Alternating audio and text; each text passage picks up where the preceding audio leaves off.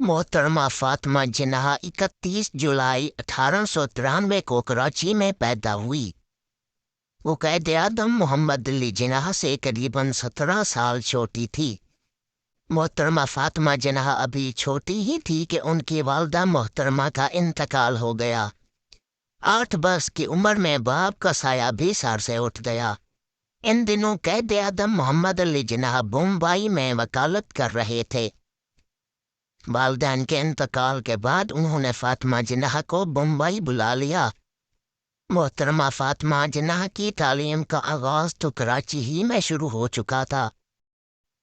بمبئی پہنچ کر وہ کانوینٹ اسکول میں داخل ہو گئیں۔ 1910 میں محترمہ فاطمہ جناح نے میٹرک کے امتحان میں امتیازی نمبروں سے کامیابی حاصل کی۔ میٹرک کرنے کے بعد انہوں نے سینئر کیمبرج اور پھر 1922 میں ڈینٹل سرجن کا امتحان بھی اعلیٰ نمبروں سے پاس کر لیا۔ ڈینٹل سرجن بننے کے بعد انہوں نے بمبئی میں اپنا کلینک کھول لیا۔ انسانیت کی خدمت اور سماجی کاموں کا جذبہ زمانہ طالب علمی سے ہی ان میں موجود تھا، لہٰذا وہ دانتوں کی جراحی کے میدان میں انسانیت کی خدمت میں مصروف ہو گئیں۔ 1929 میں جب قائد اعظم کی اہلیہ رپتی جناح کا انتقال ہوا تو وہ محترمہ فاطمہ جناح نے اپنے ڈاکٹری کے پیشے کو خیر باد کہہ دیا اور قائد اعظم کے پاس آ گئی۔ محترمہ فاطمہ جناح سیاست کے میدان میں قائد اعظم محمد علی جناح کی معتمد ساتھی تھی اور تحریک پاکستان میں ان کی معاون و مشیر رہیں۔ انہوں نے ہر مشکل گھڑی میں اپنے بھائی کا ساتھ دیا۔ قائد اعظم جب گول میز کانفرنس میں شرکت کے لیے لندن گئے تو محترمہ فاطمہ جناح بھی ان کے ساتھ تھیں۔ انہوں نے گول میز کانفرنس کے دوران قائد اعظم محمد علی جناح کو نہایت اچھے سیاسی مشورے دیے۔ محترمہ فاطمہ جناح اعلیٰ تعلیم یافتہ، نہایت دور اندیش اور بہت جرأت مند خاتون تھیں۔ انہوں نے مسلم خواتین کو بیدار کرنے اور انہیں سیاسی پلیٹ فارم پر متحد کرنے میں نہایت اہم کردار ادا کیا۔ انہوں نے اپنی ساری زندگی قومی مفادات کے لیے وقف کر دی۔ انہوں نے ہر قدم پر قائد اعظم محمد علی جناح کا ساتھ دیا۔ عوامی جلسوں میں بھی وہ اپنے بھائی کے شانہ بشانہ شریک رہی۔ وہ خواتین کے قومی، سیاسی اور سماجی کردار کے ساتھ ساتھ ان کے گھریلو کردار سے بھی براہ راست وابستہ تھی۔ انہوں نے مسلم خواتین کی سیاسی اور فکری رہنمائی کے ساتھ ساتھ خواتین کے عام گھریلو مسائل میں بھی ان کی رہنمائی اور حوصلہ افزائی کی۔ محترمہ فاطمہ جناح نے خواتین کو تحریک پاکستان میں رہنمائی فراہم کی اور انہیں عملی سیاست کے میدان میں لانے کے لیے بھی بنیادی کردار ادا کیا۔ بیگم محمد علی، بیگم ہارون، بیگم سلمہ تصدق حسین، بیگم بشیر احمد، بیگم شائستہ اکرام اللہ اور رانا لیاقت علی خان کے ساتھ محترمہ فاطمہ جناح بھی آل انڈیا مسلم لیگ کی خواتین کمیٹی کی ممبر تھیں۔ انہوں نے خواتین کے حلقے میں بے پناہ مقبولیت اور عزت حاصل رہی۔ وہ خواتین کو عملی سیاست میں آنے کے لیے آمادہ کرتی اور انہیں قومی میدان میں ہر قسم کی قربانی دینے کی ترغیب دیتی تھی۔ قائد اعظم نے تحریک پاکستان کے دوران میں خواتین کے حوالے سے تمام امور کی نگرانی کا فریضہ محترمہ فاطمہ جناح کو سونپ رکھا تھا۔ کوئٹہ کے مقام پر خواتین سے خطاب کرتے ہوئے محترمہ فاطمہ جناح نے فرمایا، اب تک ہم مسلمان خواتین نے اپنی قوم کی کوئی خاص مدد نہیں کی، حالانکہ اگر ہم لوگ بھی چاہتے تو بہت کچھ قوم کا حصہ بٹا سکتے تھے۔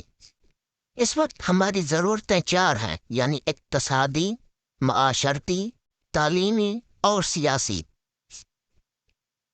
ہم کو چاہیے کہ ہم میں سے ہر ایک جس سے جتنا ہو سکے اپنی قوت اور حیثیت کے مطابق اپنے خاندان، اپنے ہمسائے، اپنے دوستوں اور عزیزوں میں عملی قوت کی روح پھونک کر اس میں قومیت کا جذبہ پیدا کرے۔ اس طرح ہم اپنی قوم کی کچھ مدد کر سکتے ہیں۔ قیام پاکستان کے بعد بھی ان کی قومی خدمات کا سلسلہ جاری رہا۔ انہوں نے بیماری کے دوران میں قائد اعظم کی بے پناہ خدمت کی۔ وہ ہمہ وقت ان کے ساتھ رہی، سرکاری کاموں میں بھی ان کا ہاتھ بٹاتی رہیں۔ تعلیم نسواں کے لیے بھی محترمہ فاطمہ جناح کی خدمات سے انکار ممکن نہیں۔ انہوں نے اپوا کے پلیٹ فارم سے تعلیمی خدمات کا ایک سلسلہ جاری کیا۔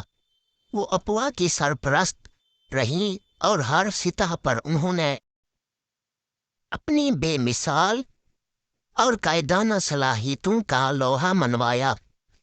اپوا کے علاوہ وہ کئی اور تنظیموں کی بھی سرپرست تھی۔ ان کی یہ سرپرستی برائے نام نہیں تھی، بلکہ ہر تنظیم کے دائرہ کار میں رہتے ہوئے انہوں نے ایک کارکن کی حیثیت سے اپنے منصبی فرائض کو پورا کرنے کے لیے کام کیا۔ قیام پاکستان کے فوراً پیدا ہونے والے مسائل میں وہ عملاً شریک کار رہیں، خاص طور پر مہاجرین کی آبادکاری اور کشمیری مہاجرین کی دستگیری میں ان کی خدمات آب زر سے لکھنے کے لائق ہیں۔ قائد اعظم کی وفات کے بعد وہ عملی سیاست سے کنارہ کش ہو گئیں، مگر سماجی حوالے سے ان کی خدمات کا سلسلہ جاری رہا۔ محترمہ فاطمہ جناح عظیم خاتون رہنما تھیں۔ قومی اور ملی خدمات کے حوالے سے قوم نے انہیں مادر ملت یعنی قوم کی ماں کا لقب دیا۔ وہ سچی اور پرخلوص مسلمان تھی۔ اعلیٰ انگریزی تعلیم و تربیت کے باوجود وہ اسلامی تعلیمات کی سچی پیروکار تھی۔ عالم اسلام کا اتحاد اور پاکستان میں اسلامی نظام فکر کی ترویج ان کا خواب تھا۔ وہ اپنی زندگی کے آخری لمحات تک اس خواب کو شرمندہ تعبیر کرنے کے لیے کوشاں رہیں۔ ایک موقع پر تقریر کرتے ہوئے انہوں نے فرمایا، اگر ہم واقعی یہ چاہتے ہیں کہ پاکستان کو صحیح اسلامی مملکت بنایا جائے تو اس کے لیے کچھ اسلامی تعلیمات کا اجرا بہت ضروری ہے۔ یہ ضرورت اسی صورت میں پوری ہو سکتی ہے کہ ہم اپنے تمام تعلیمی اداروں میں قرآن حکیم کی تعلیم کو باقاعدہ درسی نصاب میں شامل کر لیں، تاکہ بچے اس کتاب علم و حکمت کے معنی و مطالب سے آگاہی حاصل کر سکیں اور قرآنی تعلیمات پر عمل پیرا ہو سکیں۔